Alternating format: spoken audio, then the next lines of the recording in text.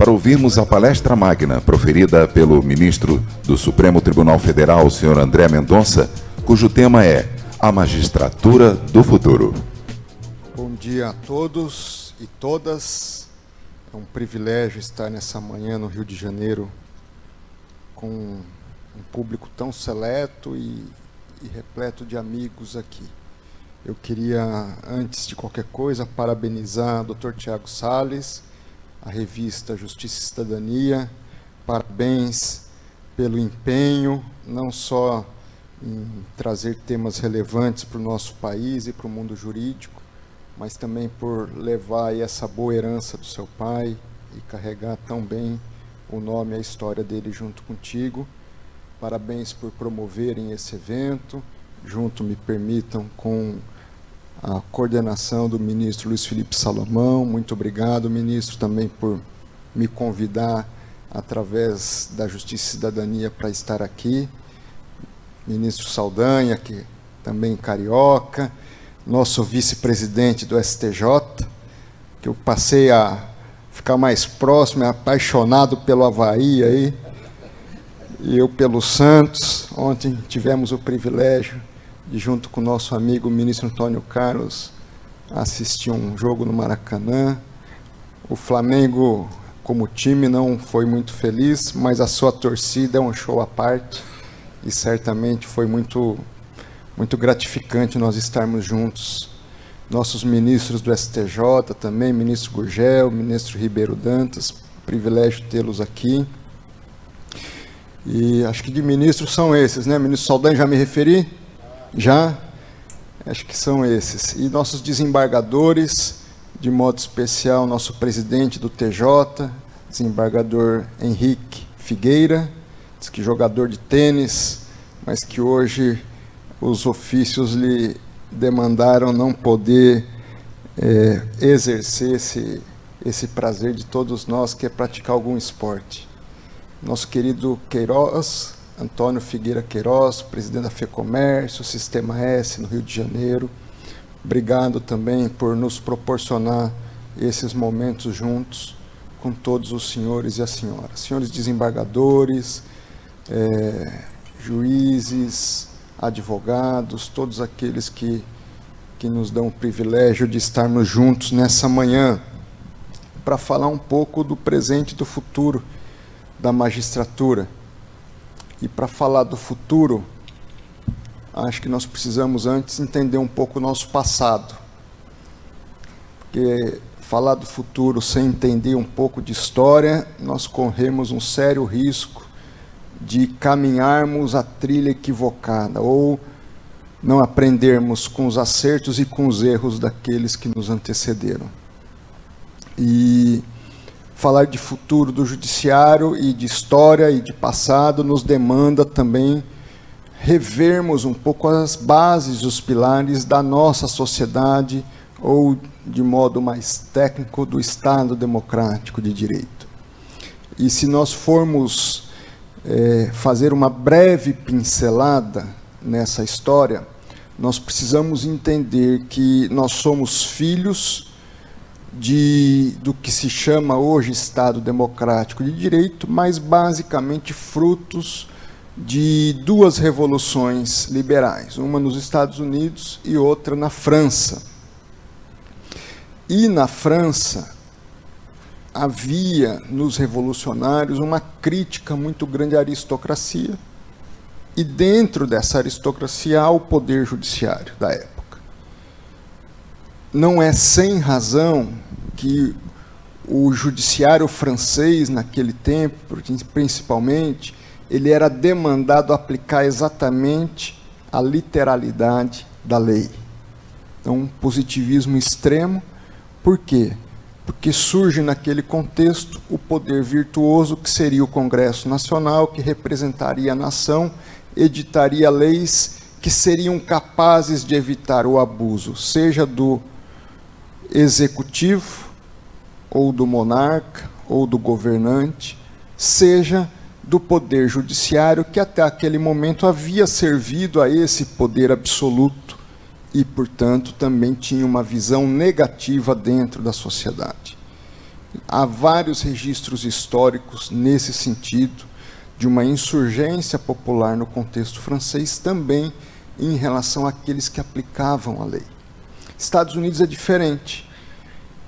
Não taxação sem representação, essa situação é um lema que motiva toda a revolução liberal nos Estados Unidos, porque havia um monarca e havia um congresso que impunham leis injustas à colônia.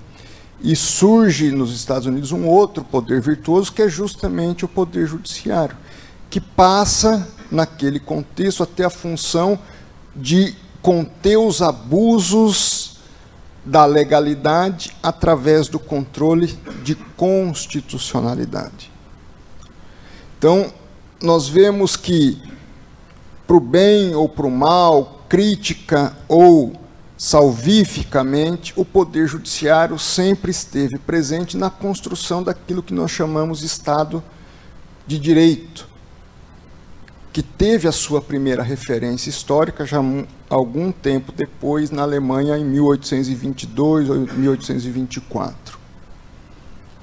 O fato é que aquele Estado de Direito nascente das revoluções, ele parte de premissas que são os direitos e as garantias. Nós temos naquele momento os direitos de primeira geração, liberdade, igualdade, até mesmo a fraternidade, se formos resgatar no lema francês. Mas esses direitos de primeira geração, eles fundamentalmente nós chamamos de direitos de liberdade, ou direitos que demandavam do Estado uma não intervenção e garantiam ao cidadão o pleno exercício da sua individualidade, da sua personalidade, ou dos direitos básicos de propriedade, de ir e vir, de desenvolver seu comércio, sua atividade. O fato é que, no curso dessa história, contornos desses direitos vão se reformulando. Vêm os direitos sociais, num segundo momento, mas basicamente para garantir que os direitos de igualdade, que antes eram formais, passem a ter um conteúdo mais material, mais substancial na sua essência, e os direitos de terceira geração, com grande conotação hoje para a questão ambiental, vem já num pós-guerra, pós-Segunda Grande Guerra, de modo mais contundente, pós-queda do Muro de Berlim, em 1989. Por que eu estou fazendo esse recompilado histórico? Porque o Poder Judiciário, nesses mais de 200 anos de Estado de Direito, ele tem sido desafiado a dar uma adequada interpretação e aplicação e concretude, essencialmente aos direitos fundamentais. Se lá no passado se garantiu a liberdade à burguesia de exercer um comércio, de desenvolver-se, por exemplo, nos últimos 2 anos, nós fomos confrontados com essa liberdade diante de uma pandemia. E grande parte da crise ou dos questionamentos que envolveram o Poder Judiciário, certos ou erradas as decisões, os posicionamentos, envolviam esse debate. Até que limite o cidadão tem direito de ir e vir, até que limite o comerciante, o empresário tem o direito de livremente exercer a sua atividade. Dentro desse contexto, como um quadro mais abrangente, sempre o debate gira em torno dos direitos e garantias fundamentais, da concretude desses direitos e garantias fundamentais. Então, por exemplo, se nós vamos tratar do tema criminalidade, combate à criminalidade em geral, Rio de Janeiro é um exemplo disso. hoje o Supremo Tribunal Federal ele se depara com uma situação onde ele é demandado a partir de pleitos a dizer os limites ou o grau de extensão da possibilidade da polícia no Estado exercer as suas atividades. Se nós vamos tratar de outro tema, questão ambiental, quais os limites do desenvolvimento? Ou como conciliar o binômio desenvolvimento e sustentabilidade? Ou seja, olhar para a história da democracia a partir do prisma do Poder Judiciário demanda de todos nós saber ler a realidade social e, a partir dessa realidade social, fazer a leitura também da Constituição. É interessante, o professor Bruce Ackerman, de Yale, ele tem um livro bem fininho em espanhol, acho que é Constituição Vivente, traduzido para o espanhol. E a grande questão que ele apresenta é como uma Constituição com mais de 200 anos pode ser atual nos dias de hoje. E a resposta que ele traz é que a cada período, a cada novo período democrático, essa Constituição sofre um processo natural de reforma a partir do próprio Poder Judiciário. E se o Poder Judiciário tem esse papel tão relevante de pegar um texto formatado, pré-definido, aplicá-lo a uma realidade e tentar projetar essa substancialidade democrática para o futuro, ele vai ter muitos desafios. E esse desafio, ou esses desafios, se qualificam por um momento histórico no qual nós passamos de crise de legitimidade. Eu não estou dizendo que é um dado exclusivo da realidade do sistema de justiça. A sociedade como um todo, hoje, é dioturnamente capaz de questionar a legitimidade das instituições. Vou dar um exemplo que não tem relação direta com o Poder Judiciário. Imprensa. Há 30 anos atrás, a imprensa detinha um controle da busca de informação e da propagação de informação de tal forma que a sociedade, nós mesmos, pouco questionávamos as informações trazidas pela imprensa. O que acontece hoje? Hoje, a informação está em todo lugar e a todo tempo. Todo mundo é jornalista. Todo mundo é capaz de detectar um fato, instantaneamente grava esse fato, filma, registra, coloca numa rede social e esse fato está no mundo. Nós podemos questionar ou falar dos impactos, quem sabe até negativos dessa realidade. Podemos falar dos impactos positivos dessa realidade. Mas não podemos questionar que esse é um dado da realidade. E nós não vamos mudar esse dado da realidade.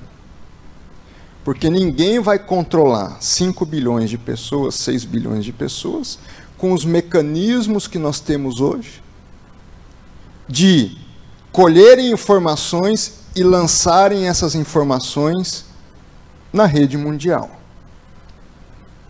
Nós podemos delimitar, mas fazer o controle não se faz. Por isso que se fala hoje numa sociedade fluida, quase que líquida, Você não consegue controlar o curso das águas. Você pode organizar as coisas para que a questão caminhe numa ordem. Mas o fluxo nós não controlamos. E dentro dessa perspectiva, hoje, todo mundo questiona a imprensa. De direita a esquerda, de rico a pobre, de letrado a não letrado. E emite opiniões em relação ao que se coloca hoje na imprensa. Volto a repetir, eu não estou questionando se as críticas são certas ou erradas, mas esse é o dado da realidade. E não é diferente com o Poder Judiciário. Hoje, todas as decisões, justas ou injustas, adequadas ou inadequadas, boas ou não, elas são objeto de questionamento. Por quê? Nós temos uma TV Justiça. Hoje, todo mundo tem acesso online às decisões.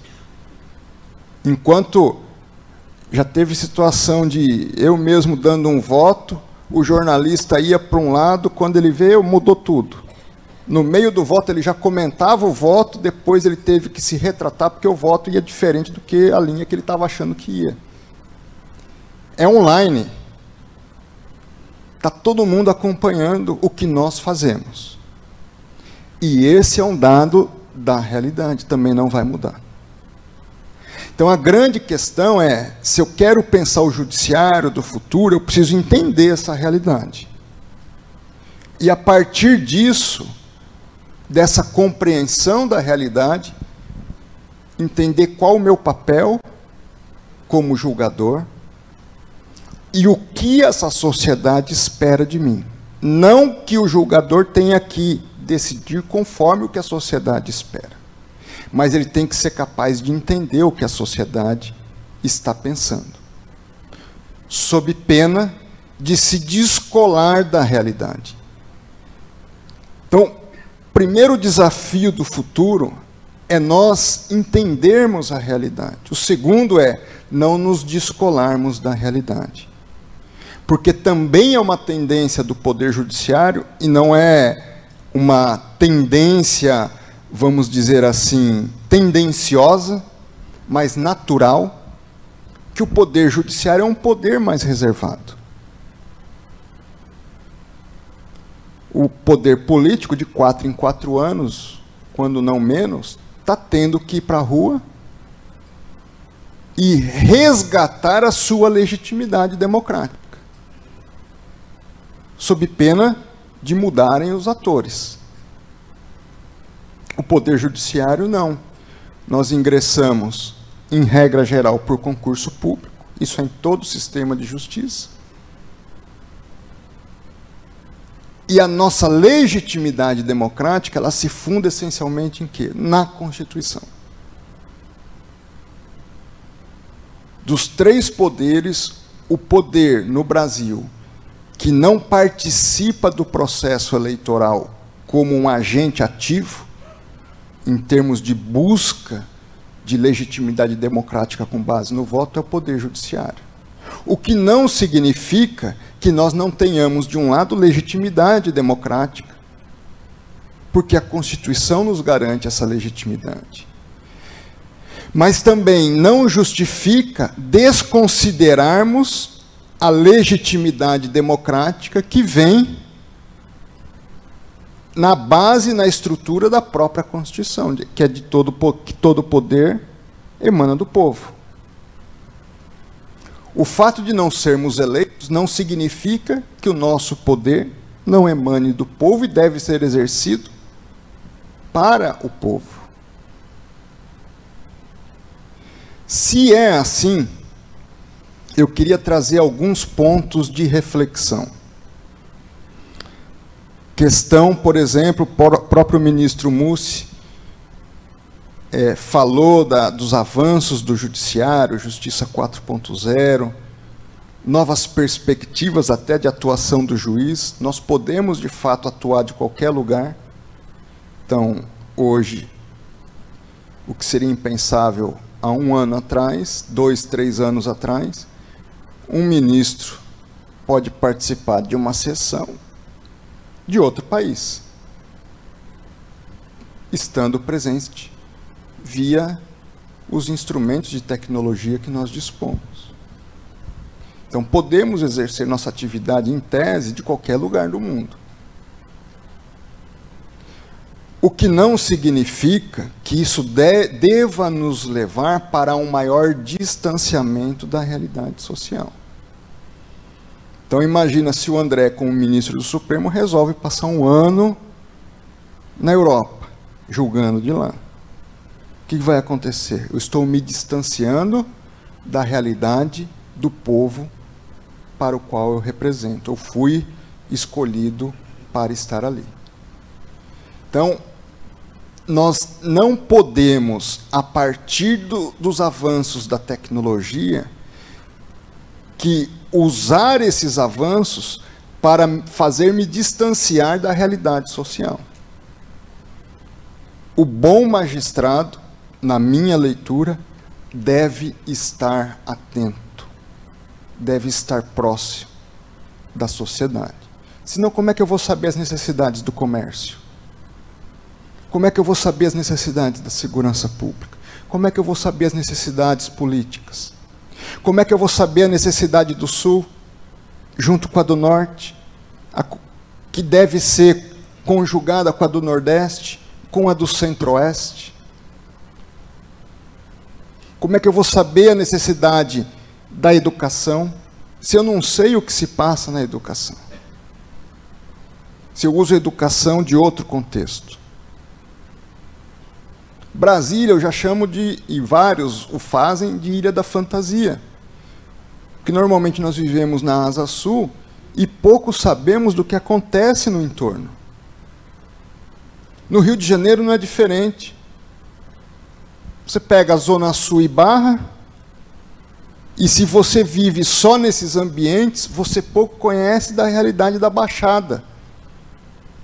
E do que o comerciante da Baixada precisa, do que o empresário da Baixada precisa, do que o funcionário, o empregado da Baixada precisa.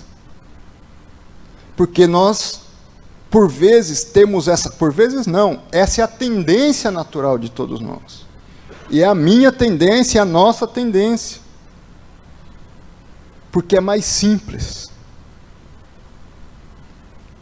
eu me distanciar daquilo que, por vezes, choca a minha realidade. Ou seja, se o judiciário, no âmbito de justiça 4.0, for capaz de usar esse instrumento para se aproximar da sociedade, é fantástico. Se usar desse instrumento para se distanciar da sociedade, é perigoso. Porque, assim como nós tivemos que ver na democracia, não apenas se falar em igualdade formal, mas também material e substancial, não só em democracia formal, mas também substancial, o que essa sociedade, que hoje critica todas as decisões, e todo mundo critica, porque uma parte fica contente, a outra descontente, e se o resultado é inverso, só se invertem as posições de crítica, ela também demanda uma justiça substancial. Porque a crise de legitimidade, ela está presente perante todas as realidades e instituições. E sem fazer aqui um adentrar num campo político, mas até os dias mais recentes, as últimas semanas, o Brasil via 2 candidatos a presidente e uma expectativa se surgiria uma terceira via. minha percepção, não surgiu a terceira via. Minha leitura, por que que não surgiu? Porque os dois candidatos que são capazes de se comunicar com essa realidade social são apenas os dois principais candidatos. Os demais podem falar muito bem no nosso ambiente, mas têm dificuldade de chegar na Baixada e de falar a linguagem daquele público. E isso acontece também conosco. As crises, elas não vêm para que nós percamos. Podemos até trilhar o caminho da perda, se não analisarmos o passado e o presente. Mas se nós fizermos a leitura adequada, nós sairemos mais fortes dessas crises. Por quê? Porque eu tenho que ler essa crise e ser capaz de interpretá-la a ponto de restaurar ou fortalecer a legitimidade que me dá substância. Direitos fundamentais, direitos de liberdade. Norberto Bobbio fala em era dos direitos. É como se também nós só tivéssemos, enquanto cidadãos, direitos. Se de um lado o judiciário vai ser confrontado com a consolidação dos direitos, um outro aspecto, e é paradoxal, é com consolidação de deveres e responsabilidades. Se nós formos à Declaração Universal dos Direitos do Homem, lá no artigo 29, se diz que o cidadão tem responsabilidades e deveres. E que o direito de liberdade, por exemplo, só é passível de garantia efetiva a partir da compreensão de que também nós temos deveres e responsabilidades. E que os direitos precisam ser exercidos à luz da perspectiva das responsabilidades. Em outras palavras, se eu tenho direito de liberdade, eu tenho a responsabilidade de garantir, como cidadão, respeitar a liberdade do outro. Se eu tenho direito de segurança, eu tenho também que garantir a segurança do outro. E esse equilíbrio entre direitos e responsabilidades e deveres é papel crucial de ser definido pelo Poder Judiciário. Então, esse equilíbrio entre o exercício dos direitos e das responsabilidades e dos deveres demandará, acima de tudo, às vezes mais do que conhecimento técnico-jurídico, sabedoria e bom senso por parte dos membros do Poder Judiciário. Outro grande desafio. No Brasil, nós ainda não fomos capazes de ter um debate maduro, profundo, científico, sobre as questões que envolvem desenvolvimento e sustentabilidade. Hoje a Amazônia é um desafio cobrado internacionalmente, sim. E a solução que por vezes se nos apresenta é: vamos proibir as atividades. Eu vou proibir a extração de madeira, eu vou proibir a extração mineral, e eu vou como que encapsular a Amazônia para mantê-la rigidamente preservada. A Amazônia é um continente quase que um continente europeu. E não há possibilidade de você impedir ou prevenir que a exploração dessa região seja feita de forma absoluta. E hoje, sob a minha leitura, nós estamos jogando todo mundo à margem da legalidade. É ilusão pensarmos que nós vamos impedir, por mais estrutura estatal que nós coloquemos, qualquer tipo de exploração naquela região.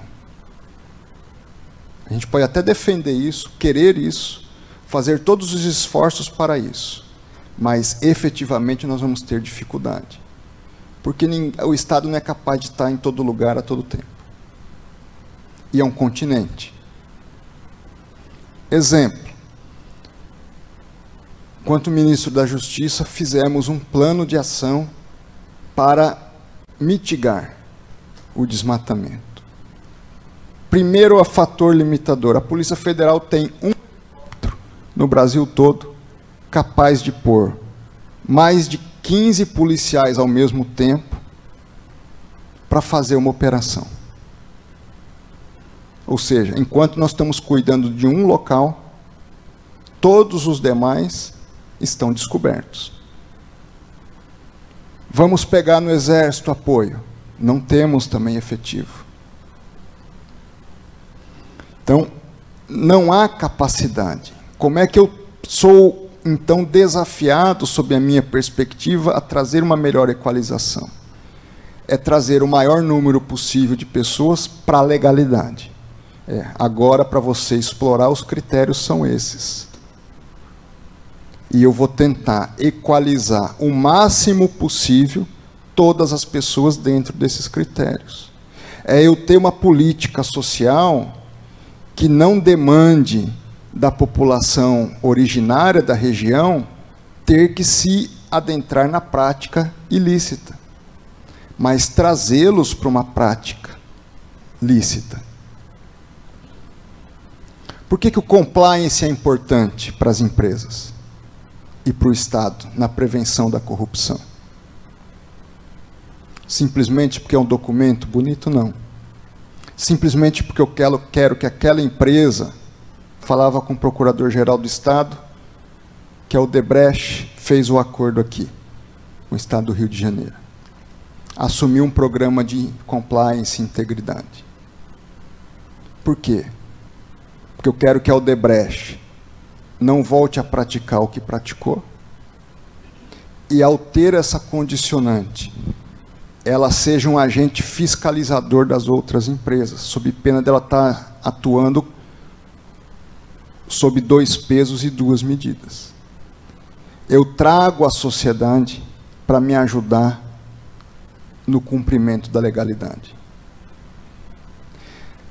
Se nós pensarmos que apenas cabe ao Estado, enquanto poder de polícia, nós não vamos conseguir o equilíbrio. Mas na medida em que eu insiro a sociedade, dou opções para ela atuar dentro da margem de legalidade, eu ganho, não tenho um adversário, eu tenho um parceiro. Se paulatinamente eu resolvo, por exemplo, questões na Amazônia que envolvem a regularização fundiária, que permitem um adequado licenciamento ambiental para as empresas explorarem as atividades econômicas, e depois eu tenho programas de integridade, principalmente com grandes e médias empresas, que me permitam tê-las incentivando a boa atividade e denunciando a má atividade, elas automaticamente vão me ajudar na fiscalização. Garantias, o binômio desenvolvimento sustentável, que penso ainda não está equilibrado. Terceiro ponto, que é um ponto hoje bastante debatido, ativismo judicial.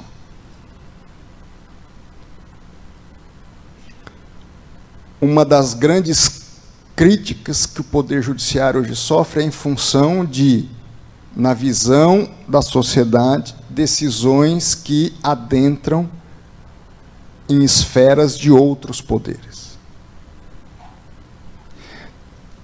Quão mais eu, como Poder Judiciário, tentar interferir através das minhas decisões na legitimidade democrática dos outros poderes, maior o risco de termos crises de legitimidade dentro do Poder Judiciário.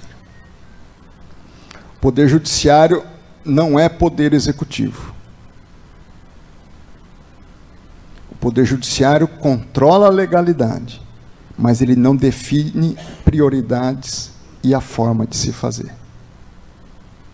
A discricionariedade administrativa não compete ao Poder Judiciário, nem aos órgãos de controle em geral.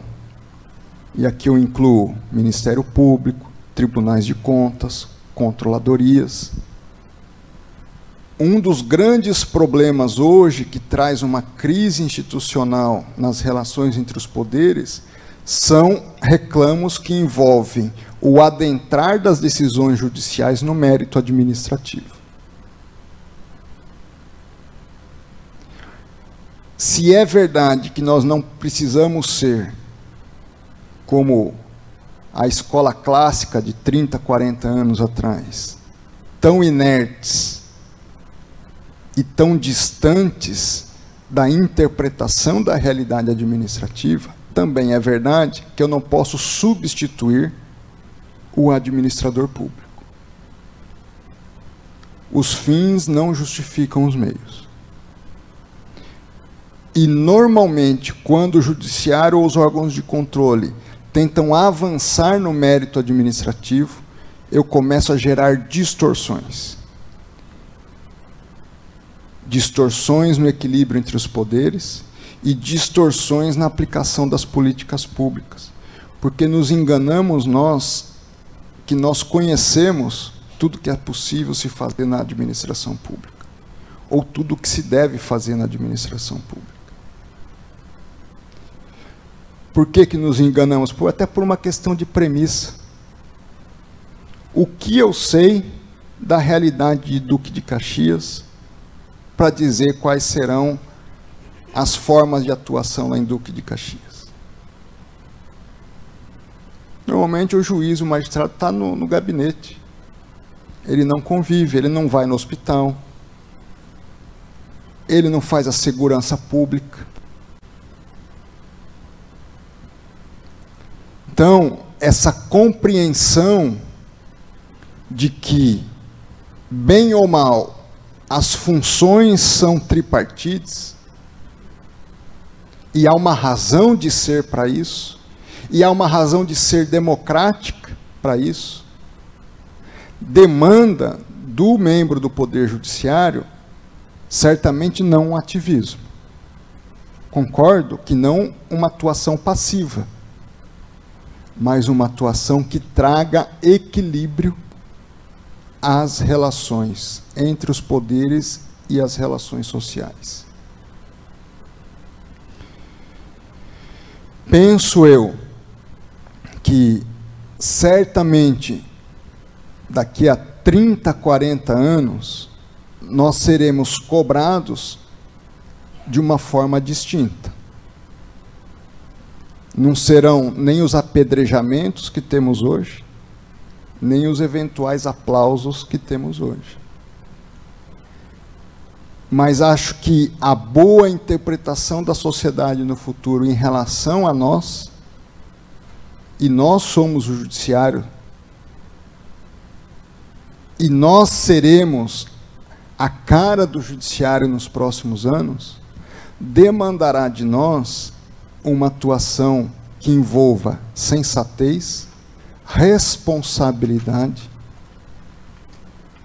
e a capacidade de ler os diversos atores sociais à luz de um único texto, que é a Constituição.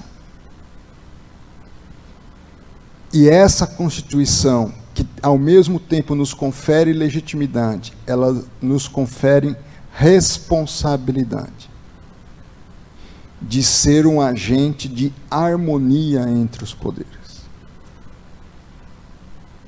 E um agente que, sem avançar demais, sem estar aquém do necessário, contribui para que a democracia em sua substância, os direitos fundamentais em sua substância, o desenvolvimento sustentável em sua substância,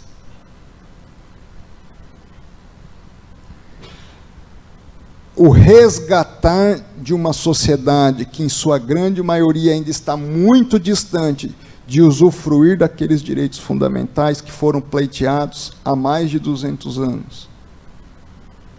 Ela espera de todos nós a capacidade de entender o passado e dar um norte sensato para o futuro. Eu quero encerrar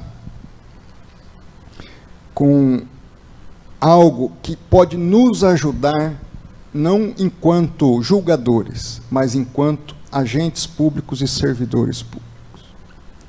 Há uma teoria chamada teoria do agente principal, que foi transplantada da economia para o direito. Essa teoria diz basicamente o seguinte: existe um agente, somos nós, agentes públicos, e existe um principal, que é o cidadão.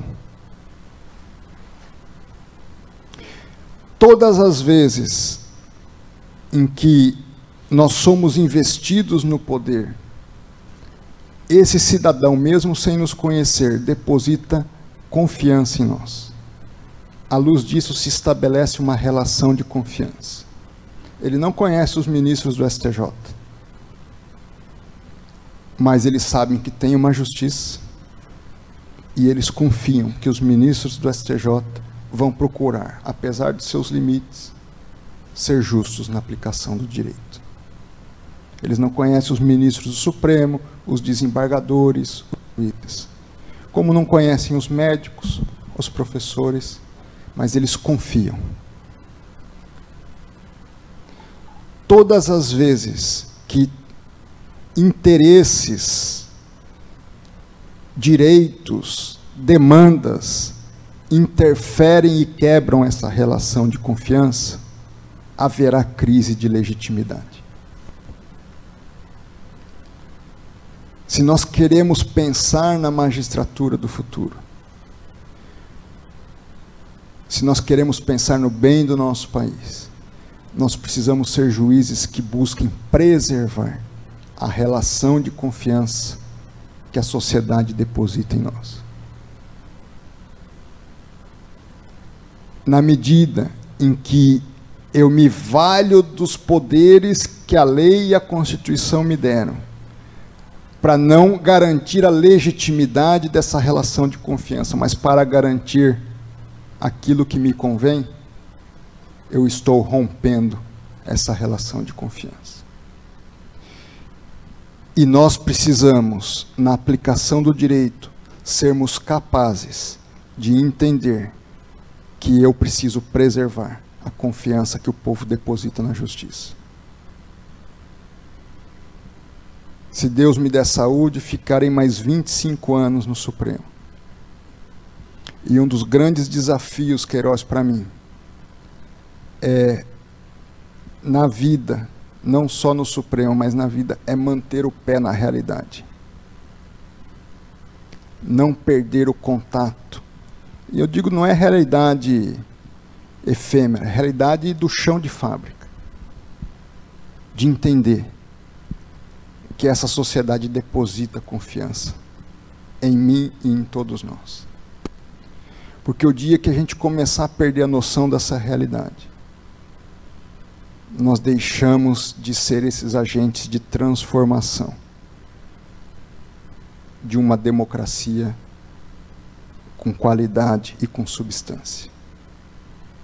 Então, se eu posso deixar um apelo, sejamos dignos da relação de confiança que o povo brasileiro, através da Constituição, depositou na magistratura. Essa, penso eu, deve ser a magistratura do futuro. Todo o demais deve vir no entorno disso. Meu muito obrigado.